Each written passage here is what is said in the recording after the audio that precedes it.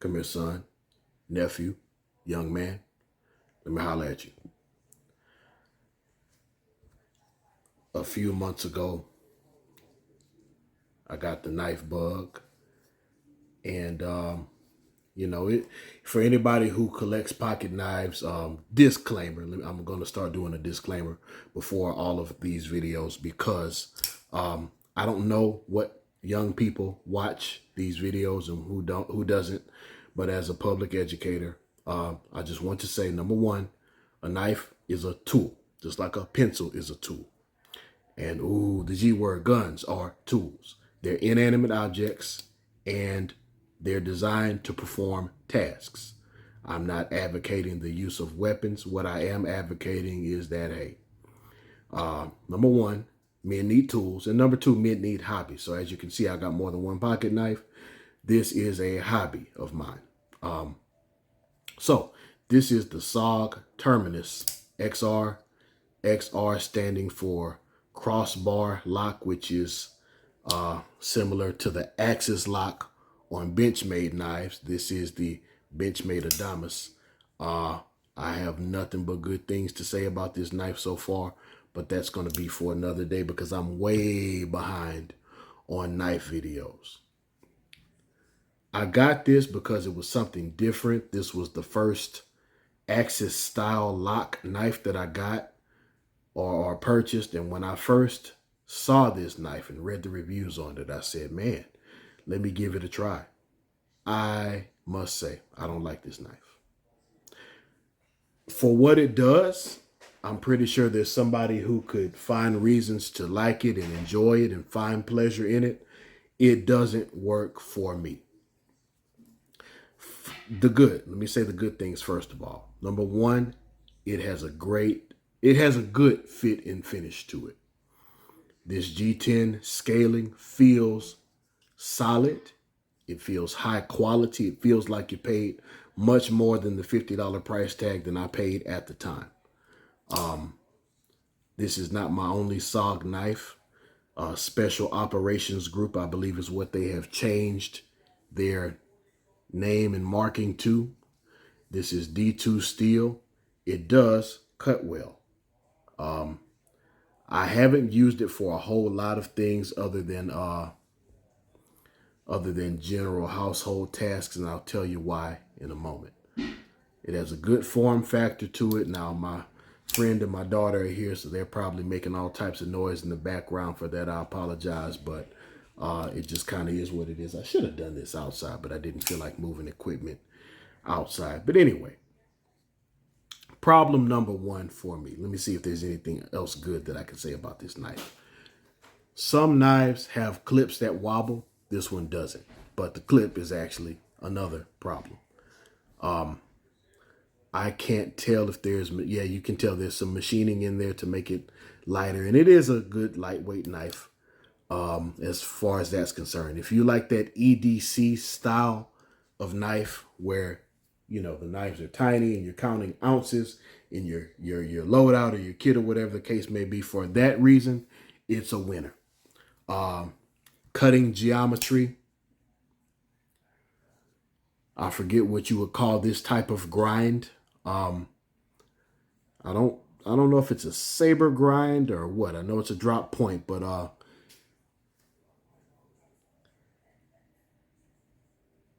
don't know if that's the I'll let somebody who's better at describing the type of grinds describe that. I'm more of a how it fits in my hand, the form factor. The jimping here is good as well. That's going to be what you hear more of on this channel. As far as actual specs, diameters, that type of thing, I don't necessarily get into all of that. But as a knife, if I had to just use it as a utensil in the drawer, okay, great. Here's where the first problem comes in for me. This pocket clip is way too tight and it's way too small. I know some people in certain places, they need the deep carry option. I'm in Louisiana. We don't need that. We can carry a katana blade, a Bowie knife. You can carry what you want around here. So it's common to see men with pocket knives and with box cutters and things on their waistline, because that's what we do here. It's an open carry state. No big deal, no harm, no foul. You can carry what you want to. So I don't need the deep carry option. But when you put this joker in your pocket, it's all the way in there. It's tight. You don't have anything to grab onto to get it out. So for example, with this Benchmade, you can actually use these military typed millings or holes in the G2 and in the steel to help release this knife from your pocket. Plus, there's this end piece that you can kind of, so when I reach and grab, I'm grabbing like this, and I'm actually ready to deploy if I need to. Sorry, I'm behind the camera, so some of these knives won't deploy the way that they would if I were not behind the camera. Let's see. Even with the Kershaw Blur, well, okay, so the deep carry thing just doesn't work for me. It's never something I really looked for. So for me, that's a no-go. It's too uncomfortable to remove from your pocket. It's too hard to get back in your pocket and clip on the edge of your jeans or wherever you're going to carry. Here's the other issue. I realize what this crossbar lock is supposed to mimic. And I bought this first, and it almost made me think I don't want anything with a crossbar or axis, nothing. You can use the crossbar to deploy. You got to have good timing if that's what you're going to do. But because it's so small and because the controls are so close together, the axis lock or the crossbar is so close to the pivot, for me, it's hard to deploy at times. And I've been saying I wear a large glove.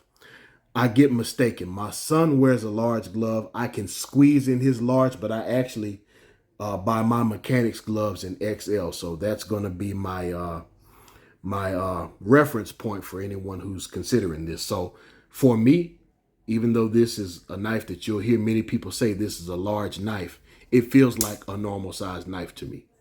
I can almost get my hand to the bottom of it. So if you know anything about the knives that are on the table, then you realize this is kind of small for a person with hands like mine. And I don't have large fingers. I can't palm a basketball. My fingers aren't long, but this part of my hand is wide compared to other people. So this is uncomfortable for me to open. It did take some time to break in, a little bit of oil. But it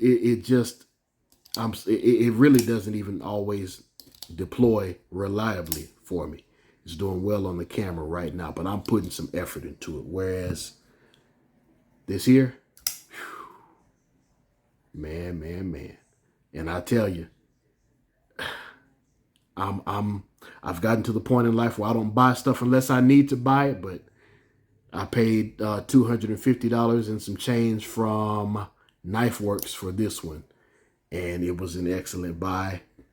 I understand why Benchmade charges what they charge now. Plus, there's that Life Sharp program where you can send it in to get it sharpened, and that warranty is a very reassuring thing. So anyway, last thing. It feels like a cheap imitation of this. So when you actually when you pull on the lever here and the Omega springs inside of it flex, it feels like this is an imitation of this. And you can tell that this is much more smooth. The action's much more better. The way that the fit and finish is done, words can't describe how. Okay, here's how I can describe it. My friend has a Cadillac and I have a Chevrolet. That Cadillac drives different. It handles like a speedy, racy type car thing. It feels like a luxury vehicle. You get it once you get behind the steering wheel. If you are going to purchase a knife, I do suggest that if you can, go to a knife store and handle it so you see what you're getting. With that being said, I'm not going to do too much with this. Do I regret buying it? No, because again, this has been a journey. I didn't know what a good pocket knife was, and I've said this before. At one point, I bought a junk knife from a gun and knife store.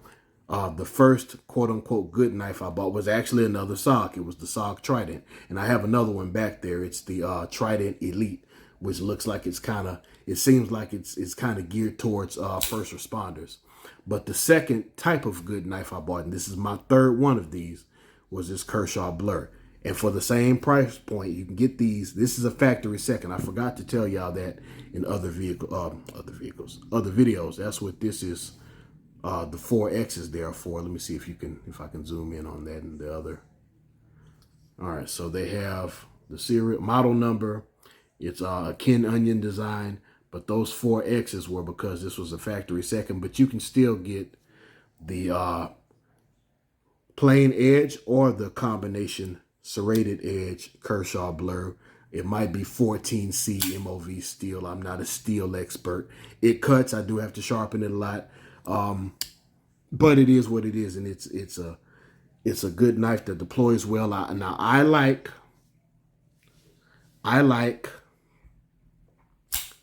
spring assisted knives. A lot of people don't, but that guarantee or darn near guarantee of deployment, I'll gladly give that up for being able to, you're not going to do as much of a one-handed closing with this knife as you would say with Benchmade, Adamas, and the Axis lock. So here's some other knives that are in our collection. I say ours because some of these are for my son. If you want the same, actually this is going to be cheaper. This is the Kershaw Kiro. It's a flipper design. You can change the position of the clip, by the way, but this is a combination. I think this one's spring assisted too. Yeah, it is. We like those here. He uses this one for fishing and outdoor stuff. That Tanto blade is easy to sharpen. I go in a reverse motion for one side, a reverse motion for the other side. It keeps that extra Tanto point, so you have your two-pointed deal, and then it's got the serrations, which we like also. It's got that thin form factor. I don't think this is G10. I think this is going to be either gravery or just some form of polymer. So you could also consider the Spyderco Persistence. And remember, I'm behind camera.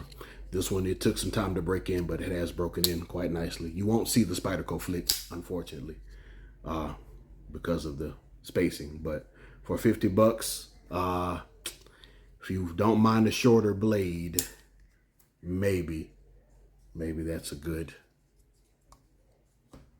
something else to consider if you don't want the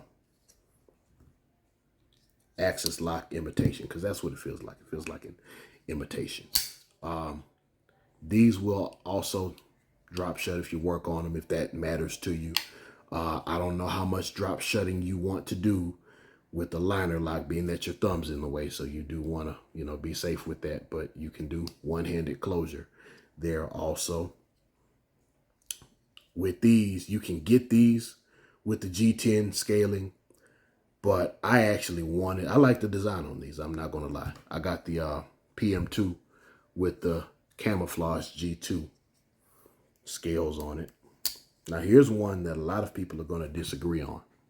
And my son picked this one out one day we were going fishing where he left his Kershaw Kiro. But this is the Smith & Wesson Border Patrol. Now, this has the plastic washers. I had to work on the action a little bit. I'm not a fan of this, but I actually had to loosen the pivot. But this actually turned into a pretty smooth handling knife. I like whatever type of steel this is. It's probably aluminum. This grip panel back here, or inlay, we like finger grooves. It doesn't hurt to have the glass breaker. It doesn't have actually it does have a dedicated rope cutter. We haven't really had to use that much. He might have used it on his fishing lines once or twice. But for what we like, the form factor that we like with the flipper that can turn to a, you know, a finger choil or finger guard or whatever the case may be to keep your finger from sliding forward or your hand from sliding forward. We like this, but I would carry any of these knives on this table before this one, just because I don't like how small it is. I do prefer knives with longer blade length as well. I've just come to that conclusion. Is it a bad knife? No, just not for me. There's somebody out there who can use this. Like I said, it feels like good quality. Not excellent quality like this, but it's good. Very good. Very solid. Very well designed. Very small. Very easy to pocket and transport. You may have to work on that clip though. And if you're the type of guy who just puts your knife in your pocket, well, hey, no issue whatsoever, I do suppose. But for me, it's probably just going to come out every now and then for some type of household task or something like that, kind of like these two do. And I've considered putting, I got the Kershaw goes in a get home bag. I got a truck knife already, so one of those may go in the work van. But again, you know, try it out first, I would say. Unless you just like these tiny knives and you just really have a lot of junk in your pocket, or you just want something that you're maybe going to forget is there, because I did kind of forget it was there. But then again, I wear gun belts, so I forget this is there. I mean, so that's a non-factor for me. I want something that's comforting rather than comfortable. And if you saw my video where I had to remove a stripped lug nut from a vehicle, this came in handy that day because I had some packaging I had to remove in 20-degree weather. And those serrated edges, I had actually put a chip in this blade. I sharpened it out the best I could, so it's not razor sharp anymore. Eventually, I'll send it back to Benchmade and let them get it razor sharp for me.